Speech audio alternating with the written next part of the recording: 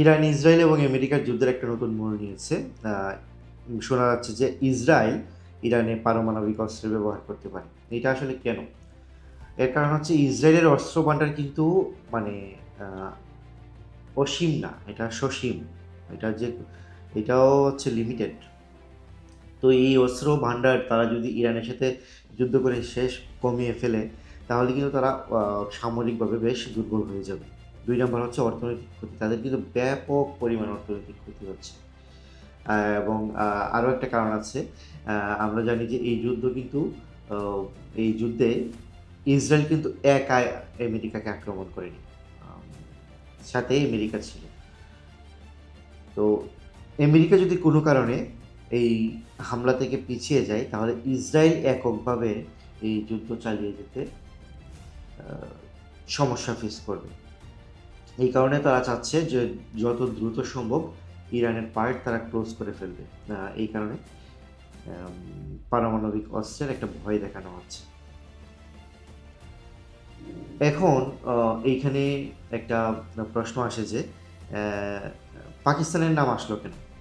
এর কারণ হচ্ছে ইরানে কিন্তু আহ, ইরান কিন্তু সৌদি আরবকে আবার হামলা করছে বিভিন্ন ড্রোন এবং বিভিন্ন আহ, দিয়ে অস্ত্র দিয়ে সৌদি আরবকে আঘাত করার চেষ্টা করছে।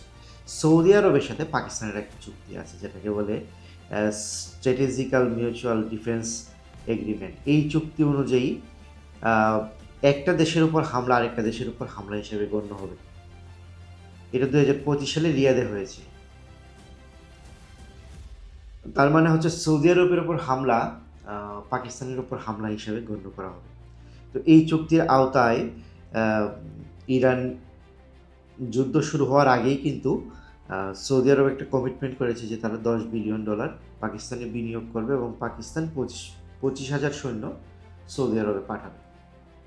এইটাকে আসলে সৌদি আরব একটা পারমাণবিক ছাতা হিসেবে ব্যবহার করছে, কারণ পাকিস্তানের কিন্তু পারমাণবিক অস্ত্র আছে। তো যে কোনো দেশ সৌদি আরবকে যদি হামলা করে, তাহলে পাকিস্তান সেখানে এগিয়ে আসবে। এখন আরেকটা প্রশ্ন দাঁড়ায় যে পাকিস্তান কি আসলেই ইরানের মতো বন্ধু প্রতিম দেশকে পারমাণবিক অস্ত্র দ্বারা হামলা করবে? এর উত্তরটা আসলে অনেকটা নেগেটিভ, কারণ আমার মনে হয় না যে পাকিস্তান এই ধরনের কোনো ভুল করবে। তাদের পারমাণবিক অস্ত্রগুলা তারা তাদের বন্ধু দেশের সহায়তায় তারা নষ্ট করবে। বিশেষত এইখানে পাকিস্তান জড়াতে পারে যুদ্ধে। যদি অধিক পরিমাণ হামলা হয় সৌদি আরবে, তাহলে পাকিস্তান এখানে যুদ্ধে জড়িয়ে যেতে পারে। তারা হয়তো বা সৈন্য পাঠাবে, কিন্তু আহ, এইখানে পারমাণবিক হামলা করা হবে, এইটা আহ, খুব একটা সমীচীন চিন্তাভাবনা না। তবে ইসরায়েল চাইবে এই চুক্তির একটা ফায়দা নিতে, এবং আমেরিকাও চাইবে যে এই চুক্তির একটা ফায়দা নেওয়ার জন্য।